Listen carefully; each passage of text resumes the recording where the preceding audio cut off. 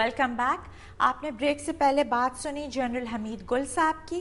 इस वक्त मेरे साथ स्टूडियो में मौजूद हैं जनरल मोहम्मद जावेद साहब, जो कि डीजी मिलिट्री ट्रेनिंग और चेयरमैन POF रह चुके हैं। अस्सलाम वालेकुम जनरल साहब, welcome to the show. General साहब, हमारा आज का जो टॉपिक है that is cross border infiltration और गैर मुल्की अनासर की दहशत गर्दी। तो हम लोग बात कर रहे हैं ऑन दीज फॉरेनर्स जो पाकिस्तान में दहशत गर्दी में मुलविस हैं। तो in lot of incidents like Lal Masjid में, वैसे भी जब मैं स्वात भी अभी गई थी रिसेंटली, तो वहाँ पे हमें ये एविडेंस मिला और वहाँ के जो लोकल मिलिट्री पर्सनल थे वो भी कह रहे थे कि वहाँ पे वो कोई अफ़गान बाशिंदे या चेचन्स या इस तरह के उनको डेड बॉडीज़ या लोग मिलते हैं। तो आप इतने एक्सपीरियंस्ड हैं और इतने साल फौज में रहे हैं, so what do you have to say to that? ये एक बड़ा आपने एक अहम और सेंसिटिव सवाल किया है। तो इसके जवाब में मैं एक बैकड्रॉप के तौर पे कहना चाहूँगा कि पाकिस्तान एक सर्टन नेबरहुड में है जी, और जिसके बहुत सारे स्ट्रेटेजिक एडवांटेजेस भी हैं, because Pakistan is a link point between south Asia और जो सेंट्रल एशिया है, और दोनों के डायनामिक्स हैं, दोनों के जो वल्नरेबिलिटीज़ हैं दोनों जोन्स की, वो पाकिस्तान की शेयर में आती हैं। बिलखसूस जब से अफ़गानिस्तान में जो सिचुएशन है वहाँ पे नेटो फोर्सेस हैं और एक लंबा वहाँ एक स्ट्रगल, लोकल स्ट्रगल जारी है, तो उसके तनाजुर में पाकिस्तान भी उसमें इन्वॉल्व हो जाता है जी।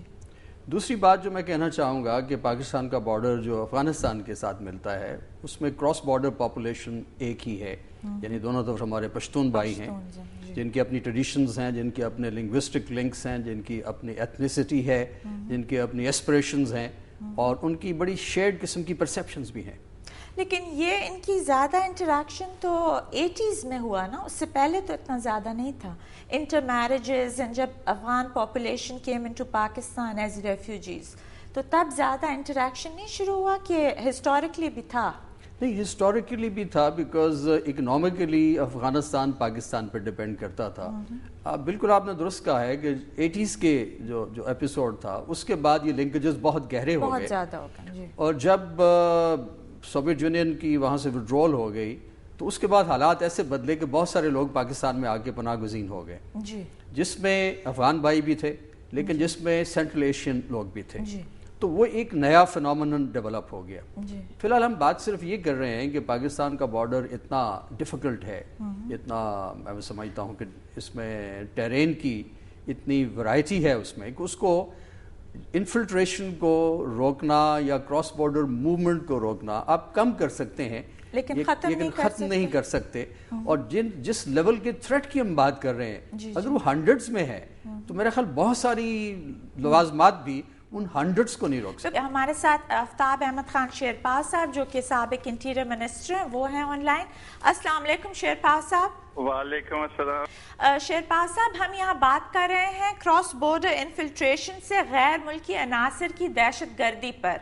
तो मैं ये आपसे पूछना चाहूँगी कि आपने 2006 में एक स्टेटमेंट दी थी कि जो वज़ीरिस्तान में ऑपरेशन है वो स्ट्रिक्टली गैर मुल्कियों के ख़िलाफ़ है और उसमें कोई पाकिस्तानी वहाँ पे जो लोग हैं it's got nothing to do with them. तो ये गैर मुल्की कब आए और वो क्यों वहाँ पे मुकीम है और वो क्या उनका सिचुएशन है?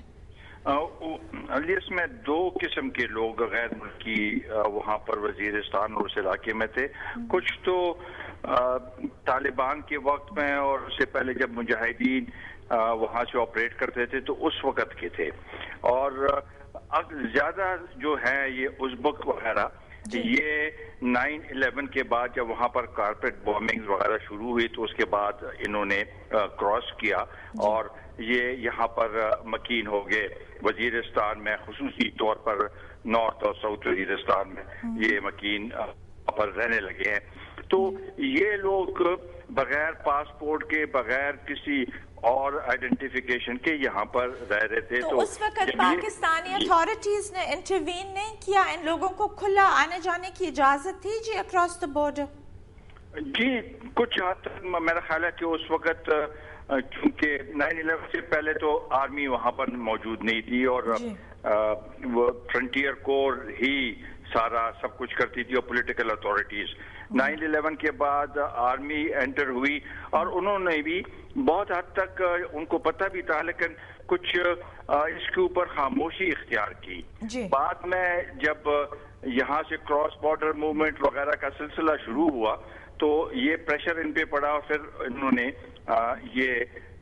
ان کو یہ تنبیہ کیا کہ آپ اپنے آپ کو رجسٹر کرائیں اور اگر رجسٹر نہیں کرائیں گے تو پھر آپ ایلینز ہیں یہاں پر. جی شیرپا صاحب، جنرل مشرف کے دور میں انہوں نے ڈیورنڈ لائن کے اوپر فینسنگ کی بات کی تھی جس کو پریزیڈنٹ بش نے انڈورس کیا تھا، لیکن پھر افغانستان کی سخت اپوزیشن کی وجہ سے وہ نہیں ہو سکی. میں ذاتی طور پر فینسنگ کے خلاف تھا اور میں نے 1-2 اسٹیٹمنٹس بھی دیے.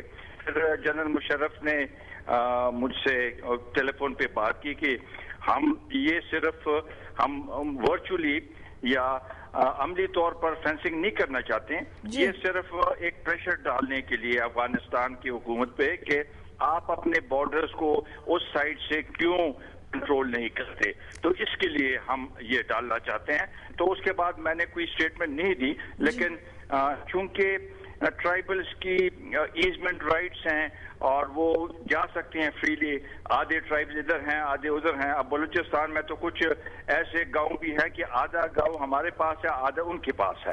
لیکن وداؤٹ فینسنگ یو تھنک کہ یہ ہمیں پروٹیکشن مل سکتی ہے؟ ہم افغانستان کی اکانومی کی فکر کریں کہ اپنے ملک میں دہشت گردی کی؟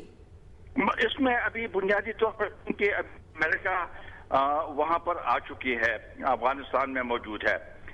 یہ ابھی جو اصل مسئلہ ہے وہ یہ ہے کہ اس بارڈر کو ہم ایک لیجیٹیمائز کرا دیں اور اس کو ایک صحیح معنوں میں بارڈر تسلیم کریں اور اس کے بعد ہم مختلف جگہوں پہ، چونکہ یہ ایزمنٹ رائٹ والی بات ہے، اتنے وہ جگہ دیں جہاں سے یہ آسانی سے آگے جا سکے، لیکن ساتھ ہی ساتھ ان کے پاسپورٹس یا جو بھی ہو شناخت کی وہ چیز ہو اور وہ ان کے مانیٹر ہو سکے. اچھا شیرپا صاحب، لال مسجد میں کہا جاتا تھا کہ چیچنز تھے اور کئی جو ڈیڈ باڈیز تھیں ان میں چیچنز کو آئیڈینٹیفائی کیا تھا، تو اس میں کوئی حقیقت ہے؟ ہو سکتا ہے وہ ہو، لیکن میں وثوق سے نہیں کہہ سکتا. Thank you very much Sherpa صاحب for being with us here today. ناظرین، یہاں پہ ہم لیں گے ایک بریک اور بریک کے بعد ہم جنرل صاحب کے ساتھ گفتگو کا سلسلہ جاری رکھیں گے. ہمارے ساتھ رہیے گا.